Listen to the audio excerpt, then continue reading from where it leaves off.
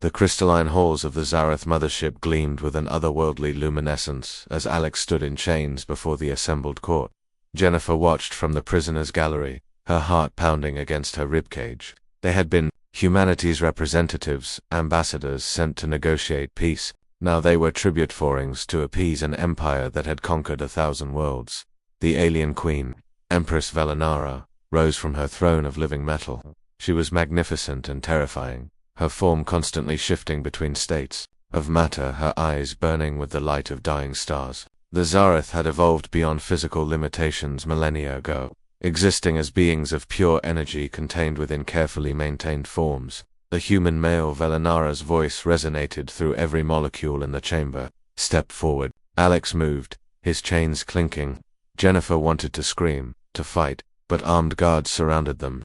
Earth had lost the war in 3 days. Humanity had nothing left to bargain with except themselves. The queen descended from her throne, circling Alex like a predator. Her form flickered, examining him from angles that shouldn't exist in three-dimensional space. Then she stopped. Her luminous eyes widened. "Impossible," she whispered. The court fell silent. Velenara's advisors exchanged confused glances, being an emotion the ancient Zareth rarely displayed. "Your Majesty," one dared to ask. The queen ignored him, her attention fixed on Alex. You contain multitudes." Alex frowned. "I don't understand." "The quantum signature," Velenara breathed. "Human, do you know what you are?" "I'm a physicist," Alex replied carefully. "I specialized in quantum mechanics before the war." The queen laughed a sound like stellar winds across nebulae. "No, human. You are not merely a physicist who studies quantum mechanics. You are quantum mechanics embodied.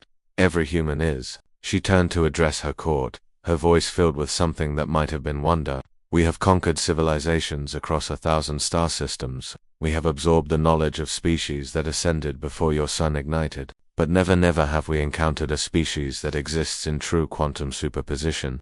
Jennifer leaned forward in her restraints. "What are you talking about?" Velenara gestured, and holographic projections filled the air. "All intelligent life we have encountered exists in a single quantum state. Their consciousness collapses probability into singular reality. But humans..." She paused dramatically.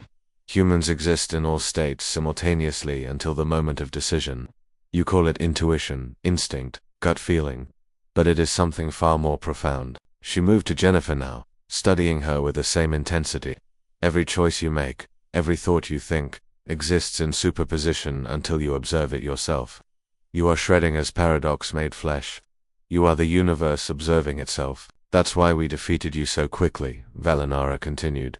"Our predictive algorithms, which have never failed, could not calculate your responses, because until you made your choices, those choices existed in infinite possibility, no probability wave, no predictive model. You simply were all outcomes until you weren't." Alex's mind raced. The double-slit experiment. Observer effect. "You're saying human consciousness actually collapses quantum wave functions." "Not just collapses them," the queen corrected. "You exist within them.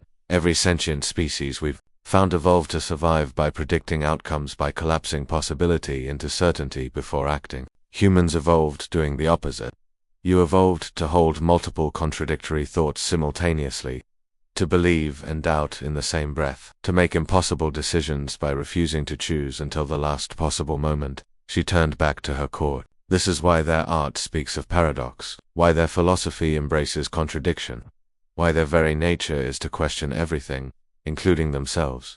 They are not just observers of quantum reality, they are quantum reality made conscious." An advisor stepped forward, alarm in his voice. "Your Majesty, if this is true, they are unpredictable, dangerous. We should eliminate them before..." "Before what?" Velenara's voice cracked like thunder. "Before they teach us to be uncertain. Again, before they remind us what it means to truly choose rather than merely calculate." She approached Alex and Jennifer, and with a gesture, their chains dissolved. "We Zareth have existed for 10 million years. We have achieved technological perfection. We have eliminated war, disease, entropy itself. But in doing so, we eliminated possibility. We exist in only one quantum state, the most probable outcome of every decision. We have become predictable, stagnant, dead in all ways that matter." The queen knelt before them, an empress before her former prisoners. "Humanity was not conquered," she said softly. "Humanity was the universe's answer to our question, a question we forgot we had asked eons ago. You are chaos and contradiction, possibility and paradox. You are everything we lost when we ascended. She stood, addressing her court. Release Earth immediately. Humanity is not tribute. They are teachers. And we have spent 10 million years forgetting the most important lesson, that certainty is the death of growth, and only in uncertainty do we truly live. As alarms blared and the court erupted in debate, Jennifer caught Alex's eye. In that moment, they understood. Humanity's greatest weakness, their doubt, their indecision, their ability to hold contradictory thoughts, was actually their superpower. They were shredding as children, and they had just saved their species by being impossibly, paradoxically human.